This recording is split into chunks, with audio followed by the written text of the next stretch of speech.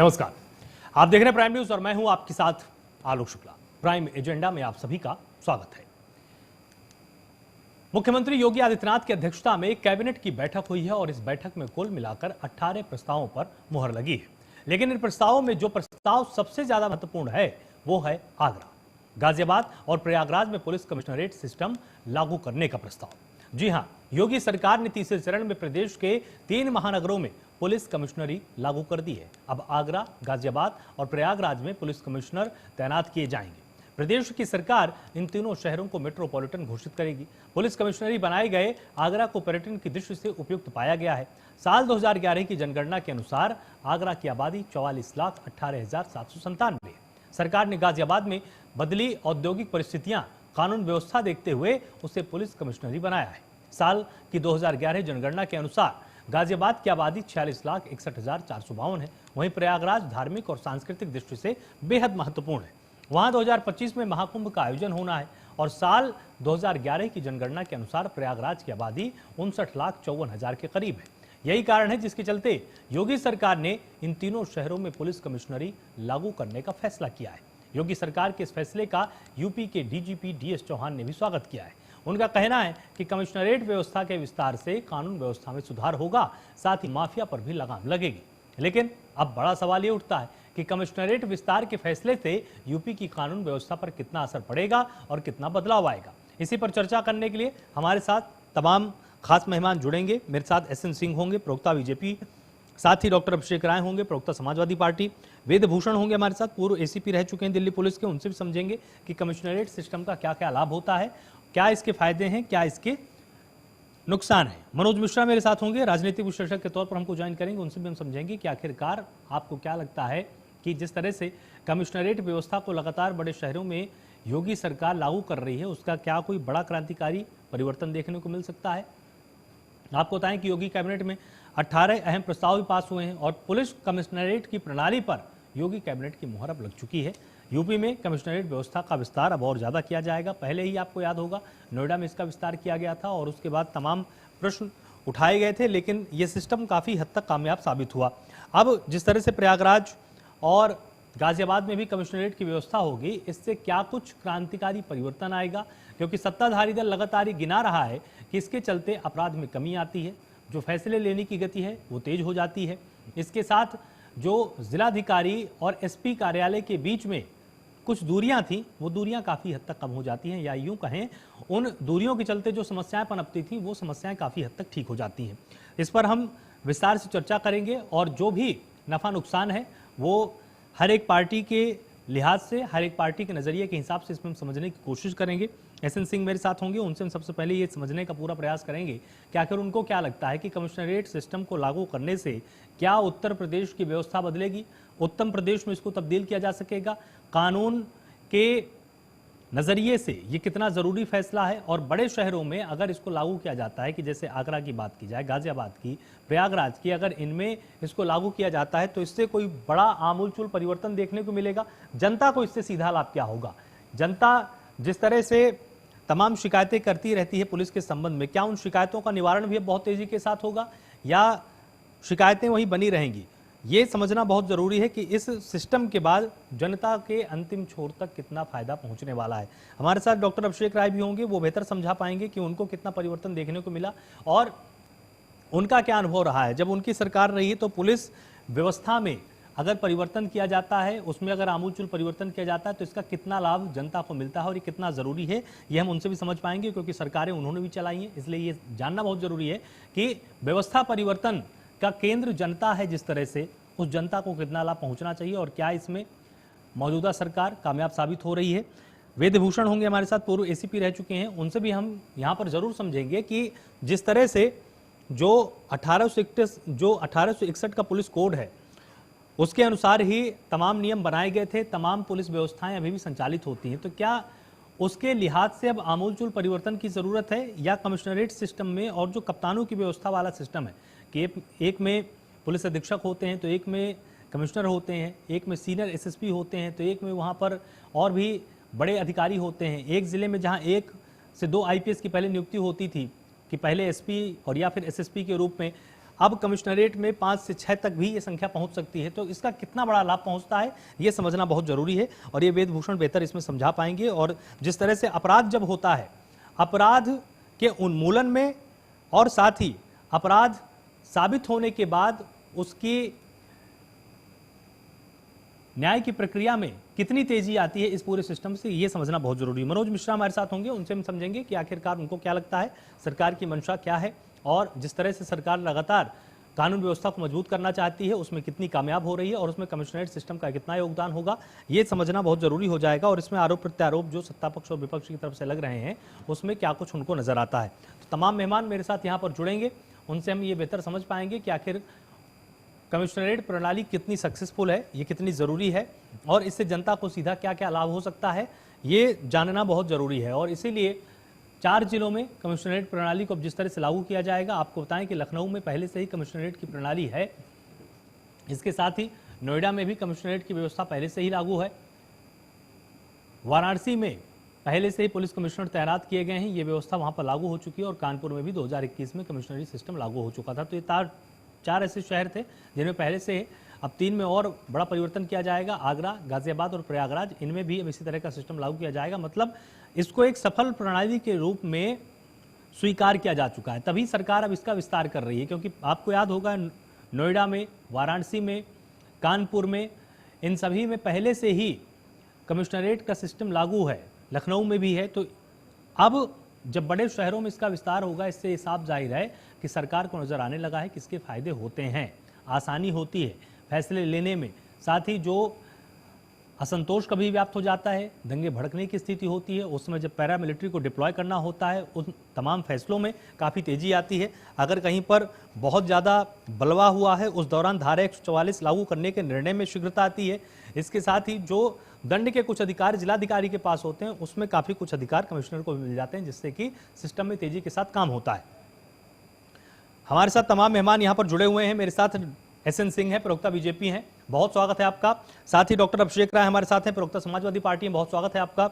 वेदभूषण पूर्व ACP रह चुके हैं दिल्ली पुलिस में, आपका भी बहुत स्वागत है वेदभूषण जी। और मनोज मिश्रा है मेरे साथ, राजनीतिक विश्लेषक के तौर पर, आपका भी बहुत स्वागत है। तो सबसे पहले SN सिंह, एक बार आपसे हम यहाँ पर जरूर समझना चाहेंगे कि आपकी सरकार की मंशा क्या है, और जिस तरह से आपने 4 शहरों में पहले उत्तर प्रदेश में लागू किया था, क्या आप इसको काफी सफल सिस्टम मानते हैं जिसके चलते अब और बड़े शहरों में इसका विस्तार आप कर रहे हैं? जो पहले से जिन शहरों में इस सिस्टम को लागू किया गया, वहाँ पे जो एक क्राइम होता था, उस क्राइम का ग्राफ गिरा। और मैं कह रहा हूँ साहू के लिए सुंदर है और चोर के लिए खराब है। जब आपको एक बड़ा पुलिस अधिकारी मिलता है, उसके पास एक लंबा अनुभव होता है, निर्णय लेने की क्षमता होती है, और उसके नीचे जो है, जो भी अधिकारी होते हैं, पहले जिले में एक पुलिस कप्तान होते थे, एक SP होते थे, एक SPI होते थे, 2-3 अधिकारी मिल जाते थे। आप अगर पुलिस कमिश्नरेट सिस्टम लागू होती है तो आपको 6 से 8-10 IPS अधिकारी मिलते हैं। कोई जो घटना होती है उसको सही समय में उसकी पुष्टि हो जाती है, सही समय में उसकी जांच हो जाती है। और तमाम ऐसे कानून हैं जिसमें जिलाधिकारी और SDM से परमिशन लेना पड़ता था, पुलिस को उसमें देरी लगती थी, आज उससे भी छुटकारा मिलता है। तमाम ऐसे सिस्टम हैं जिसमें लाइसेंसिंग का अधिकार मजिस्ट्रेट को था, मजिस्ट्रियल पावर भी है, चाहे वो किसी भी तरह का लाइसेंस हो वो पुलिस स्वतः दे सकती है। और ढेर सारे धाराओं में पुलिस जो है वो निजी मुचलके पे या वहीं से जमानत देकर छोड़ सकती है। यह एक समुचित और एक अच्छी व्यवस्था है। हमारी सरकार का मंशा है कि भय मुक्त समाज हो किस तरह से, और जो अपराधी हैं उनके इकबाल को कम करके और जो पुलिस के इकबाल को आगे बढ़ाया जाए। क्योंकि आप देखे होंगे कुछ सरकारों में अपराधियों का इकबाल ज्यादा था, कानून का इकबाल कम था। लेकिन जब से नोएडा में ये प्रणाली लागू की गई, कानपुर में, वाराणसी में, लखनऊ में, तो जो संगठित अपराध होते थे उसमें बहुत भारी गिरावट आई। इसी तरह से एक बार पूरे प्रदेश में न लागू करते हुए धीरे धीरे उसको लागू करके देखा जा रहा है। इसकी कुछ नियम भी है कि जहां आबादी 10 या 20 लाख से ज्यादा जिन मेट्रोपॉलिटन शहरों की हो, वहां पे इसको लागू किया जाए। और जब नोएडा में इसको लागू किया गया उसके साथ और अच्छे परिणाम आए, क्योंकि जो गांव होता है वहां पे अगर कोई आकर निवास करता है तो उसको लोग जान पाते हैं, पड़ोसी जान जाते हैं, क्योंकि गांव का जो वातावरण होता है वो घुलने मिलने का होता है। लेकिन शहरों में तमाम ऐसे क्राइम होते हैं कि बगल में कौन रह रहा है किसी से कोई मतलब नहीं, कोई जानकारी नहीं, और इस तरह के हीनियस क्राइम को अंजाम देते थे। महिलाओं के प्रति अपराध, बच्चों के प्रति अपराध, तमाम साइबर क्राइम। तो एक अच्छा रिजल्ट आने के नाते, क्योंकि उत्तर प्रदेश इस समय जो विकसित प्रदेश है, आज वहाँ और कानून व्यवस्था को चुस्त करके जो जनता पे भरोसा है कि भारतीय जनता पार्टी की सरकार के नाते इस तरह की व्यवस्था हो पाएगी कि अपराधियों में भय होगा, अपराधी दफ्ती लगाकर और थाने में आएंगे, तो निश्चित तौर पर मुझे लगता है कि उत्तर प्रदेश सरकार की मंशा है कि समाज में कानून का राज हो, भय ठीक मुक्त है, मतलब समाज संगठित हो, अपराध में काफी अपराधी कुछ जेल में हो। इसमें कटौती की जा इन्हीं सकती है चीजों- और निर्णय लेने में तेजी आती है। हमारे साथ वेदभूषण जी भी हैं। वेदभूषण जी, जिस तरह से आपने कमिश्नरेट सिस्टम में काम किया है, तो आप क्या बड़ा अंतर पाते हैं कि जो पहले का नियम था उस नियम में और कमिश्नरेट सिस्टम में कितना बड़ा अंतर है और इससे कितना फायदा होता है जनता को? देखिए आलोक जी, पहले हिंदुस्तान के अंदर ब्रिटिशर्स का बनाया हुआ पुलिस एक्ट था, जिसके अनुसार पुलिस काम करती थी पूरे हिंदुस्तान के अंदर। तमाम स्टेट के अपने अपने पुलिस एक्ट थे, उसके अनुसार काम होता था। परंतु धीरे धीरे चूंकि देश आजाद हुआ, वक्त की जरूरतें बदलती गई, क्राइम के पैटर्न बदलते गए, शहर बड़े होते गए, जो मेट्रोपॉलिटन सिटी थे वो जैसे दिल्ली है कॉस्मोपॉलिटन सिटी में कन्वर्ट हो गया। वर्ल्ड के तमाम दूसरे कंट्रीज के लोग यहाँ रहते हैं, लोगों का हवाई जहाज के थ्रू दूसरे देशों से आना जाना और बहुत सारी तमाम जो चीजें थी, पॉपुलेशन का बढ़ना, पॉपुलेशन का दबाव, तो धीरे धीरे वक्त के हिसाब से जरूरत हुई कि इस सिस्टम को बदलने की जरूरत है। तो 1978 में पहली बार दिल्ली के अंदर ये एक्सपेरिमेंट के तौर पर दिल्ली पुलिस एक्ट बनाया गया, जिसके अनुसार कमिश्नर सिस्टम को लागू किया गया। आज भी 2022 है और कमिश्नर सिस्टम बहुत कामयाब रहा है, एक्स्ट्रा ऑर्डिनरी तरह से कामयाब रहा है। तो इसी बिना पर, इसी तर्ज पर तमाम स्टेट ने, चाहे वो यूपी है, चाहे वो कर्नाटक है, चाहे महाराष्ट्र है, सबने अपने यहाँ अलग अलग शहरों में इसके प्रयोग किए, जो कि प्रयोग बहुत कामयाब रहे और बहुत ज्यादा सक्सेस रहा। क्राइम का रेट एकदम से उस पर डेटरेंट इफेक्ट हुआ, क्रिमिनल्स के ऊपर बहुत दबाव बना, क्योंकि कमिश्नर एक्ट के अंदर पुलिस को कुछ स्पेशल पावर दी जाती है जो आम पुलिस एक्ट के अंदर नहीं होती। अभी आपने देखा यूपी के अंदर जो एनसीआरबी का डाटा जो रिलीज हुआ इस साल का, उसमें कुछ हेड तो ऐसे जिसमें क्राइम ही खत्म हो गया, क्राइम नाम की चीज ही नहीं है। कुछ 2 हेड ऐसे हैं, जैसे मैं आपको बताऊं कि दिल्ली यूपी के अंदर एक्सटॉर्शन बहुत था और तेजाब डालने की घटनाएं बहुत थी, वो बिल्कुल 0 पे आ गई हैं। जो दिल्ली से लगा हुआ राज्य है वो नोएडा है, उसमें जिस तरह से क्राइम था, क्योंकि दिल्ली और बॉर्डर लगे हुए हैं, आपस में क्रिमिनल्स इधर से उधर जाना, इधर से उधर जाना, तो ये तमाम जो चेक करने की जो प्रक्रिया थी उसमें तेजी आई है। क्योंकि पहले सिस्टम में डिपेंड रहना पड़ता था, जो सिविल ऑफिसर थे, एसडीएम थे, डीएम थे और जो सीनियर ऑफिसर थे, उनके ऊपर डिपेंड करना पड़ता था पुलिस को। कहीं लाठी चार्ज करना है, कहीं पर कोई एक्शन लेना है, कोई लाइसेंस, आर्म्स लाइसेंस देना है या नहीं देना है, तो उन तमाम पर बहुत प्रॉब्लम आती थी पुलिस को काम करने के लिए। तो इसमें पूरी आजादी के साथ अपने निर्णय पुलिस ले सकती है और उसके बेहतर रिजल्ट रहे। अब पुलिस को कहीं प्रिवेंटिव एक्शन लेना है तो पहले बहुत सारे रीजन होते थे कि एसडीएम साहब ने परमिशन दी थी, डीसी साहब ने मना कर दिया, डीएम साहब इसके लिए तैयार नहीं है। अब उन सब चीजों से निकलकर पुलिस जो चाहे अपना एक्शन ले सकती है, अपने विवेक के अनुसार ले सकती है, क्योंकि पुलिस हमेशा अदालतों के प्रति जिम्मेदार है। उसके लिए जो तमाम विवेचना है, उसके जो भी एक्ट या मिसडीड्स होते हैं, गलत और अच्छे काम, तमाम जो है कोर्ट उसकी विवेचना करती है। तो ये जो सिस्टम जो अब आगरा, गाजियाबाद, प्रयागराज में लागू किया जा रहा है, ये बहुत ही बेहतरीन प्रयोग है, क्योंकि अब तक ये प्रयोग जो बाकी शहरों में किया गया कामयाब रहा। आगरा जो है एक पर्यटक स्थल है, दुनिया से, पूरी इंडिया से नहीं पूरी दुनिया से वहाँ पर टूरिस्ट आते हैं, तो वहाँ की जरूरत है कि टूरिस्ट की सुरक्षा और उनके साथ में कोई अनहोनी ना हो, जिससे कि गलत मैसेज अक्रॉस वर्ल्ड ना जाए कि आगरा गए थे, वहाँ पर किस तरह की व्यवस्था थी, पुलिस सुनती नहीं है, क्राइम बहुत ज्यादा है, स्नैचिंग है, रॉबरी है, दुनिया भर के क्राइम है। इसी तरह गाजियाबाद दिल्ली से सटा हुआ राज्य है और वहाँ पर क्राइम का रेशियो पहले बहुत ज्यादा था। यदि आप गाजियाबाद का ही रेशियो देखें तो बहुत ज्यादा था। अभी आपसे कमिश्नर सिस्टम लागू हुआ है, आप 1 साल बाद इसकी विवेचना करेंगे तो मेरा पूरा दृढ़ विश्वास है उसमें कहीं ना कहीं आपको डाउनवर्ड ट्रेंड मिलेगा या अच्छे रिजल्ट मिलेंगे। इसी तरह प्रयागराज एक धार्मिक स्थल के रूप में निकला है, आने वाले टाइम में उम्मीद की जाती है कि दुनिया से लोग वहाँ पर विजिट करने आएंगे। तो ये वक्त की जरूरत थी और वक्त के हिसाब से ये निर्णय बिल्कुल स्वागत योग्य है और तमाम पुलिस के जो अधिकारी हैं उनको एक बहुत बड़ी जिम्मेदारी दी जाएगी, क्योंकि पहले एसपी कहना और डीसीपी या कमिश्नर कहना एक बहुत बड़ा ओहदा लगता है, उसके साथ में एक बहुत बड़ा एक उनको सम्मान की स्थिति से देखा जाएगा। तो ये अपने आप में बदलाव बहुत अच्छा रहेगा। पुलिस डिपार्टमेंट दिल्ली, जब ये लागू किया गया था यूपी में, तो दिल्ली पुलिस से एक टीम गई थी वहां पर तमाम इसके चीजों को बताने के लिए कि किस तरह से उस एक्ट में प्रोविजंस हैं, और वो यूपी पुलिस ने उनसे तमाम को इम्प्लीमेंट किया और ये कामयाब बहुत अच्छा प्रयोग रहा। उम्मीद है कि ठीक है, मतलब आपका बिल्कुल ये सीधा संकेत है कि इससे तमाम फायदे होने वाले हैं और उन फायदों का और उन तमाम सुधारों का स्वागत करना चाहिए। डॉक्टर अभिषेक राय हमारे साथ यहाँ पर जुड़े हुए हैं। डॉक्टर साहब, आपको क्या लगता है कि जिस तरह से योगी सरकार भी लगातार इस चीज को गिना रही कि नहीं भैया इसके फायदे हैं और कानून व्यवस्था को हम इसके जरिए और भी ज्यादा मजबूत करने वाले हैं, क्या वास्तव में इतना आमूलचूल परिवर्तन आपको नजर आ रहा है? आलोक भाई, अगर आपने देखा होगा, अगर लखनऊ की बात कर ले, लखनऊ में 2022 में 101 हत्याकांड होते हैं, 21 में 101 हत्याकांड होते हैं, 2020 में 85 हत्याकांड होते हैं, 2019 में 75 हत्याकांड होते हैं। और जबकि लखनऊ कमिश्नर 12 IPS वहां पोस्टेड है और राजधानी उत्तर प्रदेश। नोएडा जो है साइबर क्राइम में नंबर 1 है और नंबर 2 है लखनऊ। तो ये कहते हैं ना कि सारे आंकड़े इनके दिखाते हैं। दूसरी बात, कहते हैं मैं तो खुद भुक्तभोगी हूँ साहब आलोक जी। मैं कहते हैं मैं जनता का प्रतिनिधि हूँ, एक चिकित्सक भी हूँ और जनता समाज सेवा करता रहा हूँ। 5 दिन मुझ में मेरे ऊपर जानलेवा हमला होता है।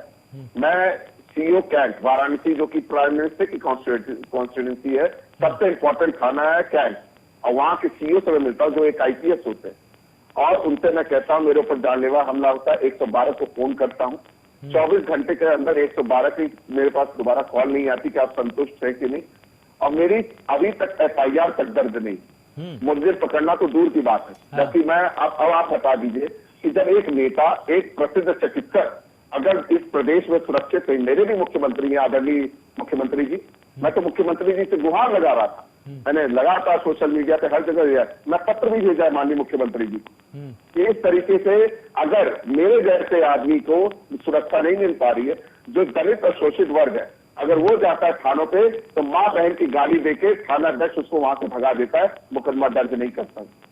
जब मैं चिकित्सक होके और मैं एक रसूखदार पार्टी के प्रवक्ता हूं और विपक्ष का नेता हूं और मेरी FIR दर्ज नहीं हो रही उत्तर प्रदेश में, इस तरह की व्यवस्था बना के ये संगठित अपराध नहीं, संगठित लूट का काम भारतीय जनता पार्टी प्रायोजित है। थाने दिखते हैं सर, कहां से पैसे मिलेगा, कहां से क्या होगा, ये सारी चीजें ये प्रायोजित है। आप बता दीजिए क्राइम कम हो रहा है, कौन कहता है? NCRB के डाटा उठा के देख लीजिए, उत्तर प्रदेश नंबर 1 है। अभी SN सिंह साहब कहेंगे साहब हमारी आबादी ज्यादा है इसलिए तो हमारे यहाँ क्राइम नंबर 1 है। इस तरीके की बात नहीं होनी चाहिए। 24 करोड़ की जनता ने आपको चुना है तो आपको जवाब देना हो। जब एक विपक्ष का नेता ही सुरक्षित नहीं है, मेरे मित्र SN सिंह साहब से जरूर पूछना चाहूंगा, मैंने पिछली बार पूछा, इनको इतनी तो संवेदना होना चाहिए कि जब मेरे जैसा आदमी सुरक्षित नहीं है तो मैं आम जनता, अपने जो मेरे समर्थक है, जो मेरे गरीब जनता है, जिसके लिए मैं दिन रात लड़ता रहता हूँ, मेहनत करता हूँ, समाज सेवा करता हूँ, निःशुल्क कैंप करता हूँ, अगर उनके ऊपर जाति होती है, जो दलित शोषित वर्ग है, उनके ऊपर क्या कार्रवाई करेगी पुलिस? पुलिस सिर्फ कुछ नहीं करती, सिर्फ दिखावा कर रही उत्तर प्रदेश में। ये शासन प्रशासन जो सिर्फ है सिर्फ मदद करने के लिए, वाहवाही लूटने के लिए, कहते हैं ना ये प्रोपोगेंडा लाते हैं। ये प्रोपोगेंडा मैं मानता हूँ। मैंने पूछा ना, जो कमिश्नरेट बनी, आप बता दीजिए लखनऊ का एग्जाम्पल, मैंने 12 IPS पोस्टेड है वहां पे, तो क्यों लखनऊ में क्राइम का ग्राफ बढ़ रहा है? मैंने तो आंकड़ा दिया, इतने हत्याकांड हुए और उसमें क्या रिजल्ट आया? ये सीधा तो सवाल है सरकार से। हम विधानसभा में भी ये पूछेंगे, विधानसभा के पत्र से भी ये सवाल पूछा जाएगा। ठीक है मनोज मिश्रा जी, जिस तरह से देखिए अब दोनों पार्टियों का पक्ष भी आपके सामने है और तमाम फायदे भी वेदभूषण जी ने यहाँ पर गिनाए हैं, आप कहां पर पा रहे हैं कि कमिश्नरेट सिस्टम लागू करना उत्तर प्रदेश में कानून व्यवस्था के लिहाज से कितना उपयोगी है, या जिस तरह से तमाम प्रश्न अभी भी डॉक्टर अभिषेक के मन में है, ये शंकाएं कितनी उचित हैं? आलोक जी, मैंने लगभग तीनों लोगों की बात सुनी, मेरा थोड़ा मुझे समय ज्यादा लगेगा। कारण ये है कि दरअसल विषय और विषय के परिणाम मार्च 2021 के पर जब ये कमिश्नर सिस्टम लागू हुआ तो ऐसा नहीं कि वो यूं ही लागू हो गया था। पिछले कई वर्षों से 20 लाख ऊपर की आबादी पर इसकी मांग होती रही है, लेकिन उस वक्त के मौजूदा जो भी मुख्यमंत्री या मुखिया थे प्रदेश के, वो ऐसा ट्रायल करने के लिए, इसके प्रयोग के लिए मानसिक रूप से तैयार नहीं थे। कारण ये इसलिए बताना चाहूंगा लोग जी कि अंतर है। पहले जैसे चर्चा भी कर रहे थे बेच जी की, क्या फर्क है? देखिए, जब जो मंडल स्तर के थे वहां पे DIG और SSP या बाकी पहले से भी था, लेकिन किसके अधिकार छीने, किसके अधिकार ज्यादा हुए और किससे क्या व्यवस्था सुदृढ़ हुई, अगर इस पे हम चर्चा करें तो इस पर पहले भी आईएएस और आईपीएस दोनों तरह के लोगों का मतभेद हुआ करता था, लेकिन सरकार ने कड़ा निर्णय लिया और ये बेहतर लिया, क्योंकि सुरक्षा, लॉ एंड ऑर्डर ये मेंटेन करना सरकार की पहली जिम्मेदारी होती है। पूर्व में कमिश्नर सिस्टम में लाए गए मंडल या जो भी, चाहे लखनऊ हो, चाहे वो बनारस हो, चाहे वो नोएडा हो, उनके परिणाम उन अन्य मंडलों से या उन जिलों से बेहतर हैं जहां पे कमिश्नर सिस्टम लागू नहीं है। इसको हम इसलिए मान सकते हैं। थोड़ी आवाज तेज कर दीजिए पीसीआर यहाँ पे।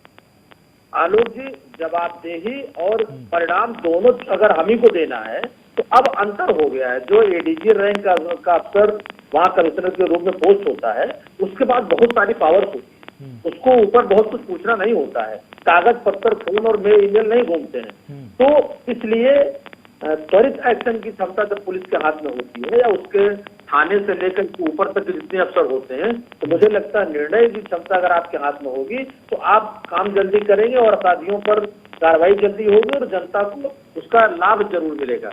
दूसरी तरफ जिस तरीके से डॉक्टर साहब कह रहे थे, डॉक्टर साहब ये FIR नहीं लिखी जाना, लोग सुरक्षित, ये क्या 21 के बाद शुरू हुआ, 17 के बाद शुरू हुआ, उससे पहले सारी चीज ठीक ठाक थी क्या? लगभग 25 वर्षों से लखनऊ की राजधानी में DIG स्तर से होम की ब्रीफिंग से लेके ADG तक बाकी हम लोग देखते चले आ रहे हैं। मुझे लगता है कि दिल्ली, कलकत्ता, मुंबई, बाकी उन विकसित या मेट्रो सिटी के तरीके, जिस तरीके उत्तर प्रदेश में ये व्यवस्था लागू हुई हो, और नोएडा कहने के लिए उत्तर प्रदेश का हमारा एक पार्ट है, लेकिन अगर आप देखिए तो NCR का वो सबसे डेवलप और सबसे घनी आबादी का शहर हो चुका है।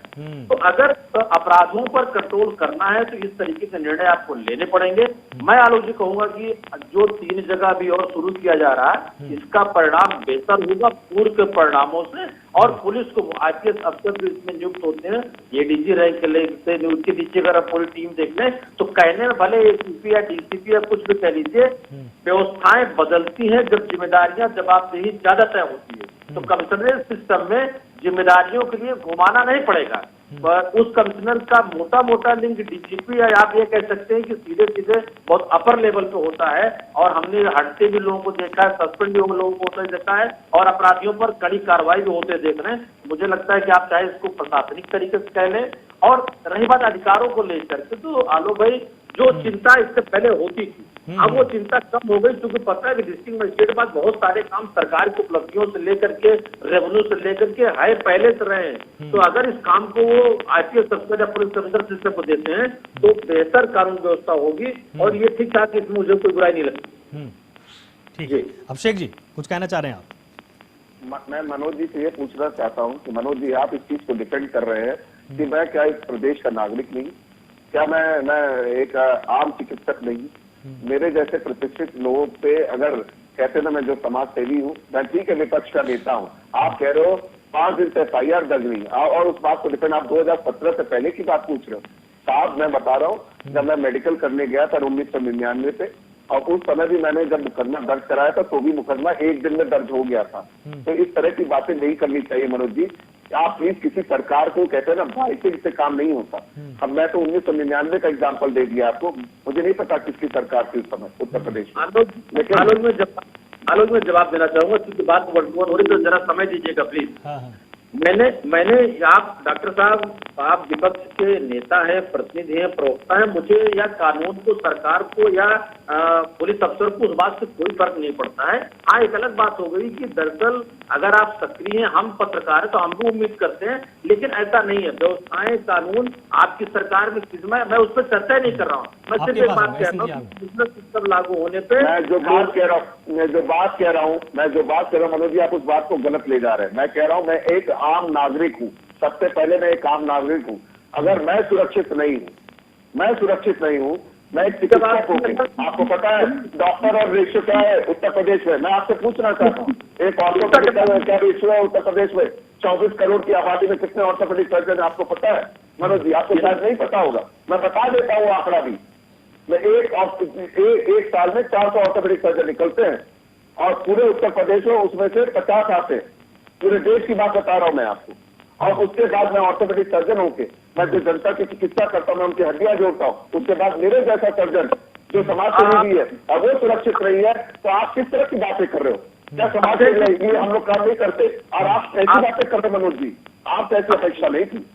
आप शेख जी सुनिए, आलोक जी प्लीज आप प्लीज सुनिए मेरी बात। दरअसल बाकी बातों को जवाब तो भाजपा प्रवक्ता देंगे, लेकिन इसी प्रदेश में लखनऊ में रहते हुए प्रयागराज के मैं डॉक्टर को नाम ले लेता हूँ, उनकी कब फिरौती हत्या और क्या क्या हुआ बड़ी लंबी चर्चा हो जाएगी। मुझे लगता है आप इसी बात को ले जाना चाहते हो क्या? मेरे से फिरौती हत्या करवानी मेरी करवानी है क्या किसी को, सरकार को? आप इस चीज को ले जाना चाहते हो? नहीं, कोई किसी की हत्या नहीं करेगा भाई। नहीं, मैंने तो पूछा। नहीं, आप लोग इस चीज पे डिबेट ले जाना चाहते हो? नहीं, उस तरफ उनका नहीं है। मैंने प्रयागराज के डॉक्टर की फिरौती गिरफ्तार आज वास्तव में जिए ना, आज वर्तमान की बात कर रहे हैं, 5 दिन की घटना बता ठीक रहा है, हूँ। मतलब आपको लगता है कि कमिश्नरेट सिस्टम लागू कर देने से कुछ नहीं होगा, क्योंकि सरकार की इच्छा शक्ति में उतना कुछ खास नहीं है जिससे कि कमिश्नरेट है ना। बनारस से कमिश्नरेट है कि नहीं है, मैं पूछना चाहता हूँ लोग भाई, बनारस से कमिश्नरेट है कि नहीं? मैंने आईपीएस रैंक के अधिकारी से बात करी और मैं कहता हूँ मैं एमबीबीएस मैंने बात करी उनसे और उन्होंने कहा आश्वासन दिया, लेकिन 5 दिन में कुछ करवाई नहीं। ठीक है, आपकी इस समस्या का समाधान सुझाव के रूप में वेदभूषण जी यहाँ पर जरूर बता पाएंगे, मैं उनके पास जाऊं। इससे पहले एसएन सिंह जी, जिस तरह से लगातार इनका आरोप है कि सिस्टम कोई सा भी चाहे हो, इच्छा शक्ति नहीं है सरकार के अंदर, सरकार खुद नहीं चाहती है कि नहीं कानून व्यवस्था ठीक हो। क्योंकि दूसरे चैनल पे भी मुझे जाना है 7 तारीख से, मैं ये कह रहा था कि देखिए जब सूर्य निकलते हैं तो कुछ लोगों को परेशानी होती है, जब प्रकाश आता है तो जो अंधकार में रहना पसंद करते हैं उनको परेशानी होती है, लेकिन भगवान की वो व्यवस्था है कि सूर्य निकलेगा। इसी तरह से एक व्यवस्था भारतीय जनता पार्टी की है, एक समाजवादी पार्टी की है। जब देश में अपहरण हो, प्रदेश में अराजकता फैले, मदनपुर थाना देवरिया जिला का लूट लिया जाए, जब कानून का राज्य न हो, जब जोगिंदर नाम के पत्रकार की हत्या हो जाती है और उसका FIR नहीं दर्ज होता, तो जानिए समाजवादी पार्टी की सरकार है। लेकिन जब कमिश्नरेट प्रणाली लागू हो, जब बड़े बड़े अपराधी जेल में जाए और जो राजनेता उनको संरक्षण दे रहे हैं, जब वो दुहाई देने लगे, तमाम ऐसी चीजों को नहीं कहना चाहूंगा, मैं इस बात को बदल रहा हूँ, लेकिन सब जानिए कि भारतीय जनता पार्टी की सरकार, देखिए तकलीफ नहीं हो रही है। सुन लीजिए, आपके बीच में मैं बोला नहीं, अभिषेक जी आपके बीच में मैं बोला नहीं, आप सुन लीजिए, मैं तो बोला कि 2-3 मिनट में हूँ, मेरी बात सुन लीजिए। देवरिया जिला का मदनपुर थाना इनके समय में लूट किया जाता है, कानपुर में घटना को अंजाम देते हैं लोग और उसके बाद एक गरीब बेचारा थाने में FIR दर्ज कराने जाता है, इनके नेता वहां आते हैं और थाने में उसकी पिटाई करते हैं, थाने में वीडियो वायरल होता है और आपके चैनल के माध्यम से दिखाया जाता है, उसकी पत्नी उसके शरीर पे लौट जाती है, थाना व्यक्त करता है कि मैं क्या करूं, लोग समाजवादी पार्टी के लोग हैं। तो सिर्फ ऐसी सरकार नहीं है, आज कमिश्नरेट प्रणाली जो है पूरे देश में चल रही है, न सिर्फ उत्तर प्रदेश में 100 ऐसे महानगर हैं जहाँ इस प्रणाली के नाते सकुशल प्रबंधन है, अच्छी व्यवस्था है, कानून का राज है। तो मुझे लगता है कि अभिषेक जी को समर्थन करना चाहिए, क्योंकि ये लोग समर्थन किसी बात का करते ही नहीं है। इनको तो जब काफी कॉरिडोर का डेवलपमेंट होगा तो भी समर्थन नहीं करेंगे, भगवान राम का मंदिर बनेगा उसमें भी घाटा हो जाएगा, तो कहेंगे कि बिजली आएगी ही नहीं, अब तो वो कोयला ही खत्म हो गया, कोरोना की वैक्सीन ही नहीं बनेगी, तो देखिए इनकी बातों को नहीं मानना चाहिए। अभिषेक जी को मैं जरूर कहना चाहूंगा, अभिषेक जी अगर आपके साथ कोई अन्याय होगा, मुख्यमंत्री जी का पोर्टल है, आप अभी ट्वीट कर दीजिए, मैं चुनौती देता हूँ आपको और मुझे व्हाट्सएप कर दीजिए, मेरे उस पर डाल दीजिए, ट्विटर ID पे टैग करके डाल दीजिए। ऐसा नहीं है, ये पारदर्शी सरकार, ईमानदार सरकार, जवाबदेह सरकार और जनता की सरकार है, परिवार की सरकार नहीं है जहाँ पे परिवार के ही लोग अधिकारी होते थे, परिवार के लिए लोग ही कर्मचारी होते थे। और आनंद जी इनके समय में कहा जाता था कि जानते कैसी सरकार है, लूट जाए जाने कब कौन, रहबर का रहजन से साथ, जो रखवाले थे वही तो लूटते थे। बुलंदशहर में जो दुष्कर्म की घटना को अंजाम दिए 9 लोग, एक परिवार को बांध के बच्चियों के साथ किसकी सरकार में हुआ? ये तो भारतीय जनता पार्टी की सरकार है डॉक्टर साहब। और मैं चुनौती देकर आपको कहता हूँ, अगर आप झूठी बातों को नहीं छुपा रहे होंगे, क्योंकि समाजवादी पार्टी के लोग तो बहुत सारी चीज को झूठ भी बोलते हैं, कोरोना की वैक्सीन को कहते हैं भारतीय जनता पार्टी की वैक्सीन है, और जहाँ 403 विधानसभा की सीट है 600 जीत जाते हैं। तो अगर आप झूठ नहीं बोल रहे होंगे, आपके साथ नहीं आप जनता है, हम जो है पार्टी चुनाव तक होती है, पार्टी के बाद एक सरकार होती है, सरकार का मुख्यमंत्री होता है, मुख्यमंत्री सबका होता है और न्याय का देवता होता है। और आदरणीय मुख्यमंत्री योगी आदित्यनाथ जी एक साधु है, वृक्ष कहो नहीं फल भक्ते नदी के संचय वीर परवारत के कारण साधु धरा शरीर। आज उत्तर प्रदेश में कानून का राज्य है, वो इच्छा तक के नाते है। डॉक्टर किसी के कोई अन्याय नहीं होगा, लेकिन आप लोग डॉक्टर साहब विरोध करना छोड़ दीजिए, अच्छी चीजों को मानिए। जनता भी मान रही है कि ऐसे सिस्टम होंगे जब अगर हमें एक न्याय चाहिए और त्वरित न्याय हो जाता है। जैसे अभी हमारे पत्रकार भी तो बहुत अच्छी बात कह रहे थे कि उनके पास ये होगा कि हम तुरंत निर्णय ले सकते हैं कि हमें लाठीचार्ज करना है, तुरंत निर्णय ले सकते हैं कि उनकी जमीन की नापी करना है, इसके लिए डीएम परमिशन नहीं लेना। तो मुझे लगता है कि कानून का राज्य स्थापित होगा, समाज होगा, इसका स्वागत किया जाना चाहिए। ठीक है अभिषेक जी, बिल्कुल छोटा सा उत्तर आपका, बिल्कुल छोटा सा, उसके बाद बहुत छोटा सा उत्तर दे रहा हूँ।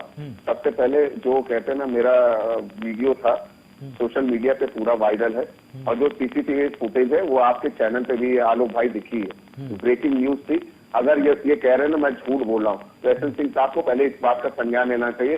सारी न्यूज चैनलों पे वो चला है। मैंने कहा कि आप अरे आप पहले मेरी बात सुन, मैं बीच में नहीं बोला।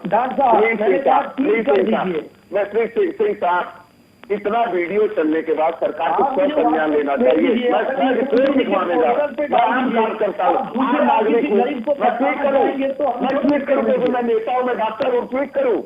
बात समझा गया, वो सभी आदमी जो पढ़ा नहीं है, जो बात नहीं है, वो ट्विटर चलाएगा, वो ट्विटर चलाएगा, डॉक्टर्स भी ट्वीट करते हैं, वो ट्विटर चलाएगा, इस पर आपस में नहीं लड़ना चाहिए।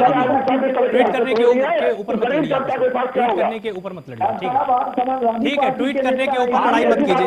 एक सेकंड, हर कोई ट्वीट कर सकता है, लेकिन मेरे साथ यहाँ पर वेदभूषण जी हैं। देखिए, जो एक सबसे बड़ी समस्या पहले थी और वो समस्या भी अभिषेक जी की बातों से भी कहीं ना कहीं झलक रही है। मान लीजिए कोई एक बड़ा सिस्टम में परिवर्तन किया जाता है कि ठीक है, पुरानी जो एक सिस्टम था, जो एक पुराना पूरा का पूरा पैटर्न बनाया गया था, उसमें कमिश्नरेट को हमने लागू कर दिया। इससे जनता को क्या इस बात में सहूलियत मिलेगी कि अगर वो शिकायत दर्ज कराना चाहती है तो शिकायत तुरंत उसकी दर्ज हो, उस तरह का व्यवहार उसके साथ थानों में ना हो जिसकी शिकायत अक्सर जनता करती हुई आई है? क्या इससे ये बड़ा आमूलचूल परिवर्तन होगा?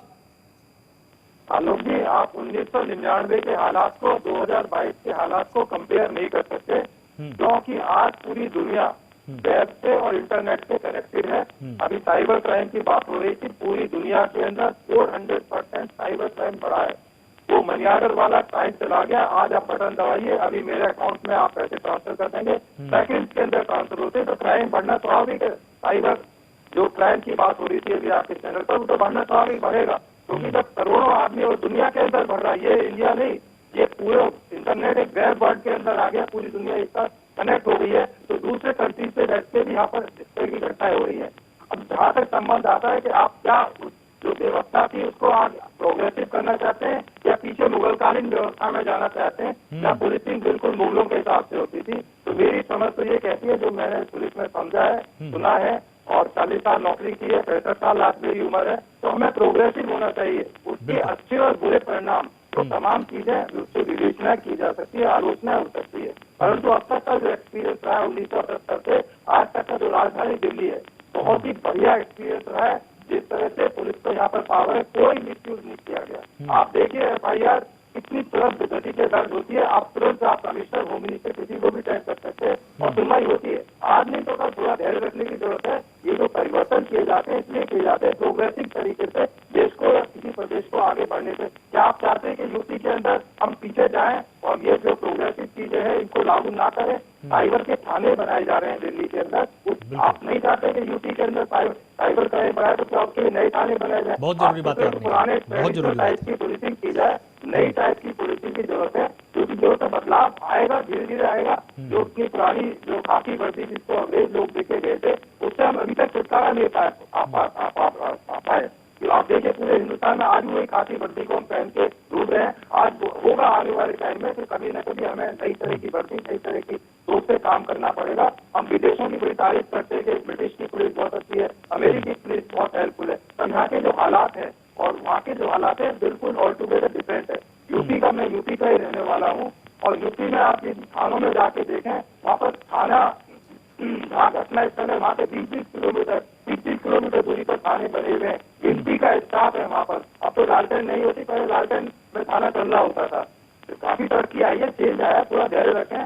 और ये राजनीतिक चीजों, ठीक है आपकी अपनी कोई परेशानी हो सकती है, अभी डॉक्टर साहब अपनी व्यक्तिगत परेशानी बता रहे थे, तो मैं डॉक्टर साहब को बताना चाहता हूँ कानून में प्रोविजन है, आपकी यदि पुलिस सुनवाई नहीं करती अदालत के अंदर 156 में आप अपनी बात रख सकते हैं। हाँ। तो अदालतों पर भी विश्वास नहीं होता, मेरे पास कोई जवाब नहीं है, आप लोगों के सिस्टम पे विश्वास नहीं है। ठीक है, तो पता नहीं कौन सी आपकी सिस्टम आप आवाज जाना में चाहेंगे। थोड़ा सा डिस्टर्बेंस आपके पास बहुत ज्यादा आ रही रेमेडी है। मैं एक बार आपके पास वापस आता हूँ वेद जी। आपके पास में रेमेडी है, you can avail this- ठीक है आपको वेद जी, रोकना है। आपकी आवाज में डिस्टर्बेंस बहुत ज्यादा है। हम एक बार पहले इसको ठीक कराते हैं, उसके बाद मैं आपके पास आता हूँ। आप पुलिस पे दोषारोप कर सकते हैं, कोर्ट में जाके पुलिस के खिलाफ डिमांड किया है। ठीक है ठीक है ठीक है, मैं आपके पास आता हूँ वापस, क्योंकि आप बहुत ही ज़रूरी बातें आप बोल रहे हैं और जनता के लिए भी बहुत ही महत्वपूर्ण पॉइंट्स आप यहाँ पर बता रहे हैं, इसलिए आपकी साफ आवाज़ होना बहुत ज़रूरी है।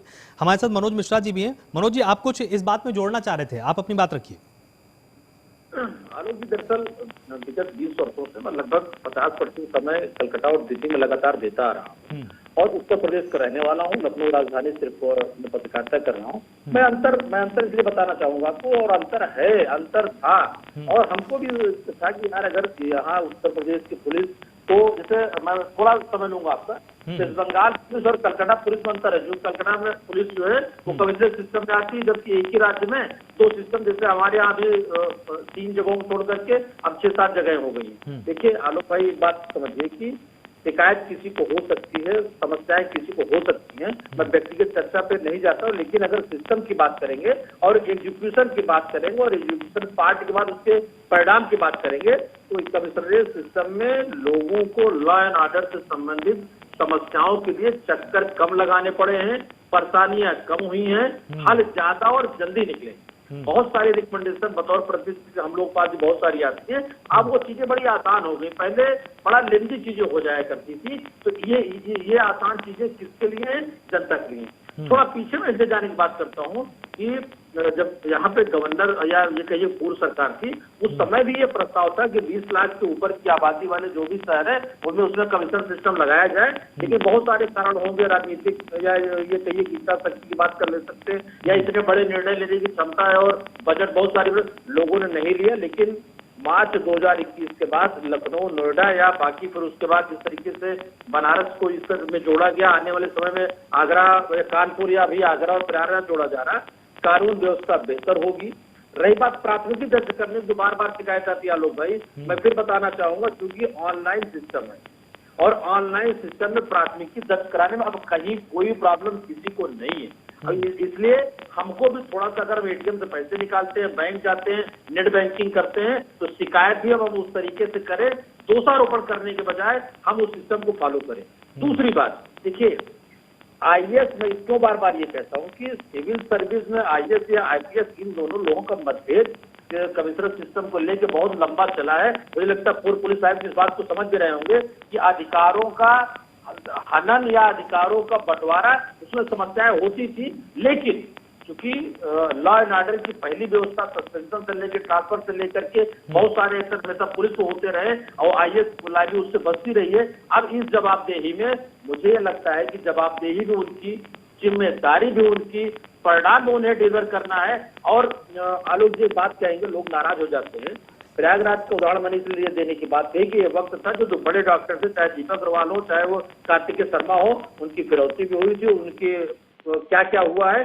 तो डॉक्टर साहब, मैं फिर कहूंगा व्यक्तिगत मत लीजिए, लेकिन जब हम चर्चा सिस्टम पे करते हैं तो सिस्टम की खामियों भी गिना सकते हैं, लेकिन कमिश्नरेट के एग्जीक्यूशन पार्ट में अपराध के घटनाएं कम हुई हैं, इस बात को लोग सुनते हैं। ठीक, वेदभूषण जी, आपकी आवाज उस वक्त साफ नहीं आ रही थी, आप जो महत्वपूर्ण बिंदु बना रहे थे, आप उन बिंदुओं को एक बार फिर बताइए, क्योंकि बहुत ही जरूरी बिंदु थे वो। देखिए, इंटरनेट एक ऐसी चीज है जिसने पूरी दुनिया को एक साथ इकट्ठा कर दिया। वेब की दुनिया है, पूरी दुनिया के अंदर क्राइम बढ़ा है 400%। इंडिया, मैं यूपी की बात नहीं कर रहा हूँ, मैं वर्ल्ड की बात कर रहा हूँ। यदि आप जाकर देखें 400% क्राइम बढ़ा है, क्योंकि अमेरिका में बैठा आदमी सारा आपका अकाउंट खाली कर सकता है। आप मुझे मनी ऑर्डर वाला टाइम चला गया कि आप मुझे मनी ऑर्डर भेजेंगे, आज आप एक बटन दबाइए, मेरे अकाउंट में पैसे आ जाएंगे। तो ये जो जितनी चीजें हैं, जहाँ प्रोग्रेस हुई है वहाँ कुछ उसकी खामियां भी होती है, उसके लिए भी हमें तैयार होना चाहिए। देखिए अभी जो सिस्टम है जिसमें पहले आईएएस और आईपीएस का टकराव हुआ, जब 1978 में ये सिस्टम दिल्ली में लागू किया गया तो यहाँ भी इस तरह की प्रॉब्लम आई, पर आज की डेट में इस तरह की कोई अड़चन है ही नहीं। हम लोग उनकी मीटिंग में जाते हैं, उनकी बात सुनते हैं, जो उनकी पॉलिसी है किसी हद तक हमें, जहां तक हमारी पॉलिसिंग अलाउड करती है वो एक्सेप्ट करते हैं। तो ऐसा कोई टकराव वाली स्थिति धीरे धीरे अब नोएडा में देखें, वहां पर कोई डीएम के साथ में एसएसपी साहब का, कमिश्नर साहब का कोई टकराव नहीं है। तो आने वाले टाइम में तमाम चीजें सेटल होंगी और हमें हमेशा प्रोग्रेसिव सोच न रखनी चाहिए, ना कि हम पीछे मुगलकालीन व्यवस्था की तरफ जाएं कि मुगलों के अंदर कैसे पुलिसिंग होती थी, हम तो ब्रिटिशर से भी आगे जा रहे हैं। अब तो हमारा इंडियन आदमी ब्रिटेन के अंदर हमारा प्राइम मिनिस्टर बैठा हुआ है और अब इंडिया की तरफ लोग देख रहे हैं, तो कुछ ना कुछ तो हमारे अंदर खूबी होगी कि लोग इंडिया की तरफ अब उठ के देखना शुरू कर रहे हैं। और यूपी एक छोटा स्टेट नहीं है, यूपी एक इतना बड़ा स्टेट है कि यूक्रेन जैसा कंट्री, 4 कंट्री यूक्रेन जैसे कंट्री बन सकते हैं। यूपी का यदि पॉपुलेशन देखी जाए, इलाका देखा जाए तो अपने आप में एक बहुत बड़ा चैलेंज है हर सरकार के लिए, चाहे समाजवादी थी, चाहे कांग्रेस की थी, बीजेपी, अपने आप में एक बहुत बड़ा चैलेंज है। मैं भी यूपी का रहने वाला हूँ, बहुत समस्याओं से घिरा हुआ प्रदेश है,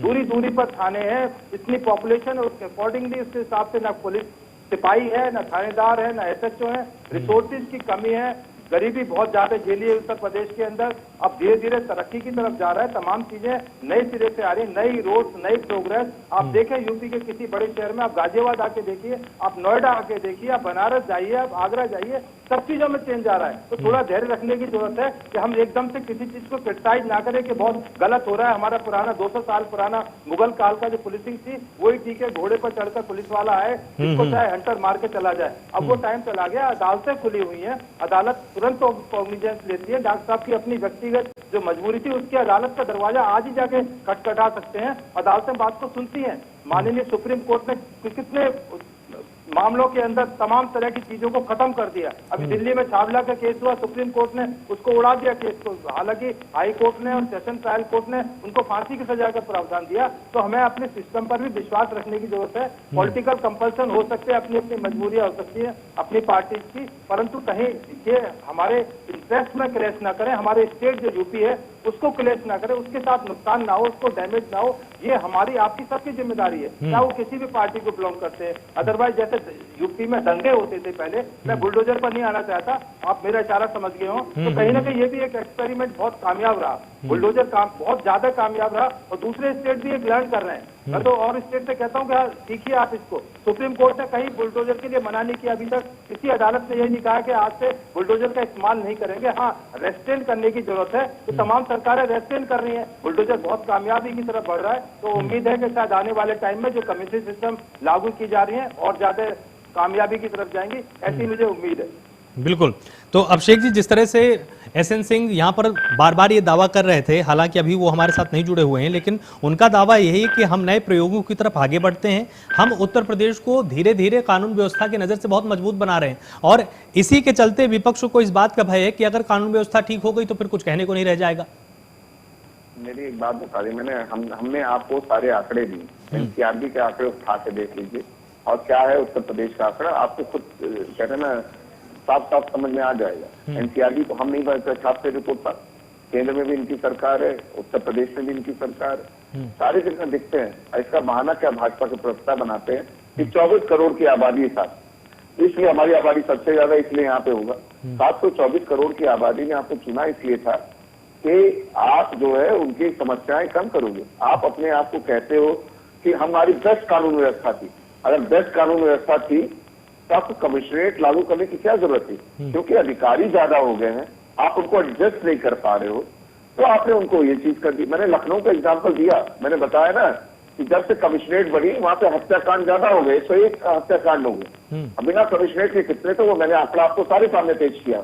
अभी हमारे जो डीजीपी साहब, एसीपी साहब थे, उन्होंने कहा कि क्या कहते हैं क्राइम 400 गुना बढ़ गया। बिल्कुल मानता हूँ, विश्व में बढ़ गया, लेकिन कहते हैं ना कि अगर आप बात करो, मेरे भी बहुत सारे मित्र हैं यूएस में हैं, मैं खुद स्विट्जरलैंड और जर्मनी पढ़ के आया हूँ, फेलोशिप चल रही है मेरी, और वहां की पुलिस कहते हैं ना एक रेप्यूटेड पढ़े लिखे आदमी से और सिटीजन से कैसे बात करती है वो सबको पता। क्या ये उत्तर प्रदेश में ये व्यवस्था है? आपके थाना अध्यक्ष किस तरह से बात करते हैं दलित शोषित लोगों से? आप बड़ी बड़ी बातें कर रहे हो, बड़े बड़े आडंबर खड़े कर रहे हो। अब मैं आपको रिकॉर्डिंग भेज दूंगा, मैं प्राइम न्यूज को रिकॉर्डिंग भेज दूंगा। मेरे पास कम से कम 15 से 20 वीडियो हैं जो मेरे दलित और शोषित समाज के लोगों के थाना जब बैठे नहीं देते, साथ कुर्सी में बैठे माँ बहन की गाली पे क्या हटा देते हैं, जहां से पैसा मिलता है उसकी पैरवी करने लगते हैं, कैसे मामला सुलझा दो, दर्ज नहीं होगा मुकदमा। रिकॉर्डिंग है, मैं देख सकता हूँ। कैसी बातें कर रहे हो आप? कैसे ना आप पे पट्टी बांध के कहना चाहते हो नहीं साहब बहुत अच्छा हो रहा है, बहुत अच्छा हो रहा है। हम विपक्ष में, हम जनता की आवाज उठाने के लिए, हम तारीफ और ताली बजाने के लिए नहीं बैठे हुए यहाँ पे। मैं ताली बजाने के लिए नहीं बैठा हूँ, मैं जनता के मुद्दे लगातार उठाता रहूंगा। आज मुझे जानलेवा हमला हुआ, कल को कुछ और भी हो जाए तब भी मैं जनता की आवाज लगातार उठाता रहूंगा, क्योंकि मैं डरता नहीं किसी से, ना किसी से डरता हूँ ना कभी। तो मैंने गलत नहीं किया, मैं जनता के बीच में रहता हूँ, आम आदमी हूँ। अगर मेरे जैसा आम आदमी, अगर मैं एक बात बहुत सीधी सी बात कह रहा हूँ आलोक भाई, आप मुझे बता दें उत्तर प्रदेश की कितनी लिटरेसी रेट, पूर्वांचल की बात कर लेते हैं। मैं जिस गांव से आता हूँ वहां आसपास 12 गांव में कोई डॉक्टर नहीं, मैं पहला डॉक्टर हूँ वहां का। तो मुझे एक चीज बता दीजिए, 12 गांव, पॉपुलेशन 25-30 हजार से ऊपर, एक डॉक्टर मैं वहां पे अकेला हुआ हूँ। और उसके बाद आप मुझे बता दें, उन्हें मोबाइल चलाना जरूर आता है, ट्विटर चलाना नहीं आता, फेसबुक चला लेते था। फेसबुक चलाना आजकल बहुत आसान है, व्हाट्सएप चलाना बहुत आसान है। अब आप मुझसे कह रहे हो, मैंने 112 को हमने 100 डायल 100 बनाया था उत्तर प्रदेश में। पुलिस का आधुनिकीकरण किसने किया? समाजवादियों ने किया। जो बड़ी बिल्डिंग लखनऊ में जिसका सारे डीजीपी और माननीय प्रधानमंत्री जी भी आए, सबने उसकी तारीफ करी। इनोवा और गाड़ियों से लैस किसने किया? आधुनिक हथियारों से लैस उत्तर प्रदेश को पुलिस को किसने किया? 108 जो एम्बुलेंस आज दौड़ रही है वो किसने किया? और जो कहते पिंक लाइन स्टैब्लिश हुई महिला के लिए हेल्पलाइन, वो किसने स्टैब्लिश करी? ये सारी समाजवादियों ने करी। आप उस चीज को मेंटेन भी नहीं कर पा रहे। मैं 112 का नियम जानता था, आलोक भाई मेरी बात कंप्लीट हो जाने दे। मैं 112 का नियम जानता था कि हमारी सरकार में होता था 7-24 घंटे में फोन आता था कि अगर आपने 112 पे फोन किया है, लखनऊ में रिकॉर्डिंग होती थी और फोन आता था 7-24 घंटे में, आप संतुष्ट हो कि नहीं हो? मैं तो खुद भुक्तभोगी हूँ। तो आप आम जनता की कहाँ उम्मीद कर रहे था? वो बेचारा गरीब शोषित आदमी वो क्या उम्मीद करके जाएगा? आप बड़ी बड़ी कमिश्नरेट बना दो, बड़े बड़े आईपीएसओ को पोस्ट कर दो, कहो कि अब सारी चीजें दुरुस्त हो जाएंगी, सारे कहते हैं ना सब चीजें एकदम हो जाएंगी। जमीन पे क्या है? जमीन एकदम खाली है साहब, जमीन खिसक चुकी है। अभी कहा था उन्होंने 15 नवंबर तक गड्ढा मुक्त प्रदेश होगा, गड्ढा मुक्त प्रदेश हुआ क्या? आइए चलिए मेरे साथ, बैठाता हूँ गाड़ी में, मैं आप दोनों मित्रों को, तीनों मित्रों को बुलाता हूँ, आइए चलिए पूर्वांचल की सैर कराते साहब। देख लीजिए सिर्फ सरकार के दावे और असल में जो जमीन पे हकीकत है उसमें कोई क्या अंतर है, आपको एकदम समझ में आएगा। मैं तो इसलिए शर्मिंदा महसूस करता हूँ क्योंकि मैं वाराणसी में हूँ, माननीय प्रधानमंत्री जी के क्षेत्र में था, मैं बहुत सम्मान करता था उनका और करता हूँ भी, माननीय मुख्यमंत्री जी को करता हूँ। मैं एक चिकित्सक भी समाज के हर वर्ग से जुड़ा हूँ। उसके बाद जब मेरे जैसे आदमी की, मेरी आईएमए इंडियन मेडिकल एसोसिएशन इस मामले पे हड़ताल पे जाने की तैयारी कर रही, लेकिन मैंने उन्हें रोक लिया। मैंने बोला नहीं, राजनीतिकरण नहीं करना, इसका कोई बात कर नहीं। मैं एक बोली हूँ, मैं एक एग्जाम्पल, मैंने सिर्फ अपना एग्जाम्पल कोट किया था, ये व्यक्तिगत मामला नहीं था, ये एक एग्जाम्पल है। कहते हैं ना कि जीवित एग्जाम्पल अगर है।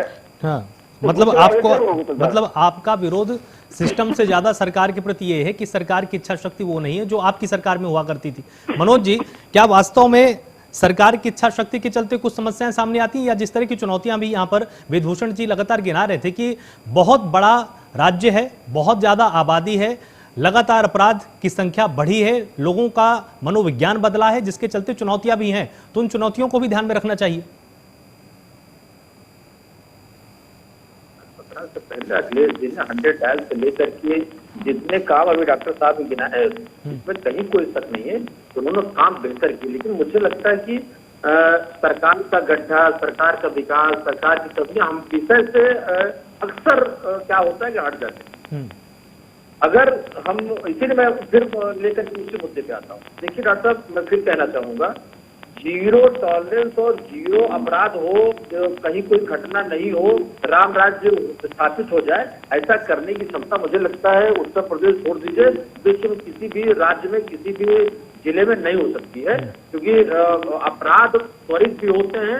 हाँ, संगठित अपराधों में कमी आई है, हम डाटा के साथ इस बात को कह सकते हैं, क्योंकि संगठित अपराधी के जो प्रबंध तंत्र थे या प्रबंधक थे या उत्तर प्रदेश की जेलों में या अन्य राज्यों की शोभा बढ़ा रहे हैं। अब रही बात मुद्दे के आलोक भाई, मौजूदा स्थिति में इसी लखनऊ शहर में, इसी बनारस में, इसी नोएडा में या पूर्वांचल में अपराध दरअसल कई तरीके के हुआ करते थे। पश्चिम का अपराध जो है, क्योंकि एकाएक विकास होने से जमीनों की ज्यादा विवाद, ज्यादा हत्या, ज्यादा या लूट, मर्डर या रेप के जाते थे। पूर्वांचल की स्थितियां बहुत दूसरी हुआ करती। लेकिन अगर हम सुधार की बात कर लें, मैं इस बात को जरूर कहना चाहूंगा कि घटनाएं हो रही हैं, वो प्रकृति के नियम लोग करेंगे। सरकार की जिम्मेदारी है कि उनको कड़ी से कड़ी सजा मिले, वो न्यायिक प्रक्रिया में वो जेल के अंदर जाए, शून्य हो ऐसी बात तो हमने, आपने या वेद या बाकी किसी ने नहीं की है। मैं फिर कंपेयर में बात इसलिए बार बार कहता हूँ, मैं आपको उदाहरण देता हूँ, कंपेयर करके बताता हूँ कि दिल्ली, कलकत्ता, मुंबई, जब इन राज्यों में लगातार में काम करते हुए आलोक भाई वीकली जब लखनऊ आता था, या मैं भी रहने वाला प्रयागराज का हूँ, तो पुलिस सिस्टम या उन सब चीजों में कमियां दिखती थी, लेकिन कमी आई है। मैं फिर कहना चाहूंगा, अब हाथ जोड़ करके कोई एसएचओ किसी को नहीं रिसीव करता था, न पहले न आज। उसका तरीका उसका दूसरा इसलिए होता था कि अपराधियों से बात करने में, और देखिए, मैं बहुत बड़े पुलिस अधिकारी मेरे साथ बैठे हुए, इनको भी पता है कि सिखाने की चीजों और एक्शन की चीजों में अंतर अगर हम नहीं रखेंगे तो हम फिर law and order maintain. Psychology भी होती है उसमें, वो महत्वपूर्ण भूमिका निभाती है, और ये ट्रेनिंग का अहम हिस्सा भी होता है। अगर हम ब्लॉक स्तर पर, जिले स्तर पर, तहसील स्तर पर माफिया को बैठ के अगर हमने चाय पिलाना शुरू कर दिया, तो आप समझ सकते हैं अपराध कहाँ से आएगा, क्योंकि लोग एग्जाम्पल देते हैं, उसका बढ़ावा मिलता है। आलोक जी, मैं फिर कहूंगा, लखनऊ, बनारस या कानपुर या बाकी अन्य जिलों में व्यवस्था सुदृढ़ क्यों हो पाएगी? क्योंकि ज्यादा जिम्मेदारी, ज्यादा जवाबदेही। जैसे अभी डॉक्टर कह रहे थे साहब, 12 गाँव में अकेले डॉक्टर है। मुझे लगता है कि 12 गाँव में अगर 12 डॉक्टर होते तो उस गाँव में चिकित्सा की सुविधाएं ज्यादा बेहतर होती। तो कारण ये था कि लोग, ठीक बात है, हमारे पास थाने कम है, हमारे पास पुलिसकर्मी कम है, हमारे पास सुविधाएं कम है, हमारे पास बहुत सारी चीजें कम है, लेकिन विगत 15, 20, 25, 30 सालों बहुत बदलाव आया है। और मुझे लगता है उम्मीद करनी चाहिए, सरकार के एक्शन से उम्मीद करनी चाहिए। सरकारी आती जाती रहेंगे, लेकिन अगर इस सिस्टम की बात कर ले तो ये सिस्टम का लाभ आने वाले समय सभी उठाएंगे। अगर ऐसा नहीं होता लोग जी, तो अन्य राज्यों की पुलिस या अन्य राज्यों की सरकारें इसको एग्जाम्पल मान करके वो भी कमीशन की तरफ नहीं बढ़ती। चाहे वो मैं बिहार, कमिश्नरेट सिस्टम बेहतर तो है, क्योंकि इसको हर कोई स्वीकार कर रहा है। और वेदभूषण जी, अंत में आपसे ये सलाह जरूर चाहेंगे कि क्या कमिश्नरेट सिस्टम में भी कुछ ऐसी खामियां आपने देखी, क्योंकि आपने भी असिस्टेंट कमिश्नर के तौर पर जिस तरह से काम किया, आपने भी तमाम सिस्टम में जो लूप होल्स होते हैं वो आपने नजदीक से देखे होंगे, तो क्या कुछ सुधार की गुंजाइश है कि अगर इस सिस्टम में भी आप देख पा रहे हो तो उसकी भी आप यहाँ पर सलाह दे सकते हैं? देखिए, टाइम टू टाइम तमाम सिस्टम को रिव्यू किया जाता है, चाहे पुलिस का सिस्टम हो, अदालतों का सिस्टम हो, सभी को डिपार्टमेंट को जरूरत है अपने आप को रिव्यू करने की, और रिव्यू होते हैं। अदालतें अपने आप को बदल रही है, अपने आप को चेंज कर रही है। आप देखिए, सुप्रीम कोर्ट ऑनलाइन अपने आप को दिखाने के लिए तैयार है कि अदालत के अंदर क्या हो रहा है। पुलिस के अंदर भी ट्रांसपेरेंसी आ रही है, पर बहुत सारी चीजें ऐसी हैं कि वो पब्लिक डोमेन में नहीं लाई जा सकती, क्योंकि बहुत सारी ट्रेनिंग का अभाव है। जब मैं पुलिस में 83 में मैं ज्वाइन किया था, तो मुझे बताया गया था जब मैं गांव से आया था कि आपको एकदम इतनी बेहतरीन धारा प्रवाह गाली सिखाई जाएंगी कि आप बहुत जबरदस्त गाली दे पाएंगे। मैं नौकरी भी पूरी रिटायर भी हो गया हूँ, 36 साल नौकरी करने के बाद मैंने आज तक कोई ट्रेनिंग कॉलेज हिंदुस्तान में नहीं देखा कि धारा प्रवाह इंग्लिश गाली देनी कहीं पर सिखाई जा रही हो। तो वो जो पुरानी मिथ्य है, उनको कहीं ना कहीं उनसे निकलना पड़ेगा। मैं मानता हूं, जो मेरे अभी साथी बोल रहे थे, डॉक्टर साहब बोल रहे थे, तमाम सरकारों का योगदान है, तभी हम लोग यहाँ तक पहुंचे हैं। अदरवाइज आप यूपी में पहले देखिए किस तरह से गांव के अंदर एक साइकिल पर पुलिस वाला आता था, एक 303 की बंदूक गले पर लटका के जाता था, सारा थाना, तो पूरा गांव सहम जाता था, कस्बा सहम जाता था कि आज मेरे गांव के बराबर से सिपाही निकल के गया है। आज की डेट में आप देखिए, मोटरसाइकिल पर, स्कूटर पर सिपाही चल रहे हैं, रिवॉल्वर, अपनी छोटी छोटी रिवॉल्वर लेकर चल रहे हैं, आधुनिक हथियार लेकर चल रहे हैं। तो आप सबका भी योगदान है, समाजवादी पार्टी का भी योगदान, मैं मना नहीं करता हूँ, कांग्रेस का भी योगदान है, सभी का अपना अपना योगदान है, सभी ने अपना बेहतरीन किया है। पर इसका मतलब ये है कि हमें और आगे प्रोग्रेस की जरूरत है। ये जो नए कानून प्रयोग हम लोग करते हैं, चाहे अदालतें करती हैं, चाहे सरकारें करती हैं, और वो कहीं ना कहीं कामयाब मिलती है। मैंने अभी आपको गलती से एक वर्ड बुलडोजर का बोल दिया था, तो वो एक्सपेरिमेंटेशन था और वो एक्सपेरिमेंट बहुत कामयाब रहा। और ऐसा नहीं है कि कोई इलीगल था, अदालतों ने उसको माना, ये नहीं कहा कि आप बुलडोजर का इस्तेमाल नहीं करेंगे, हालांकि विरोध बहुत ज्यादा हुआ उसका। तो ये तमाम चीजें हैं, कहीं ना कहीं देश को आगे प्रोग्रेस ले आने की जरूरत है और इस तमाम का सहयोग और जो योगदान है तमाम पार्टी का, वो भी जरूरी है।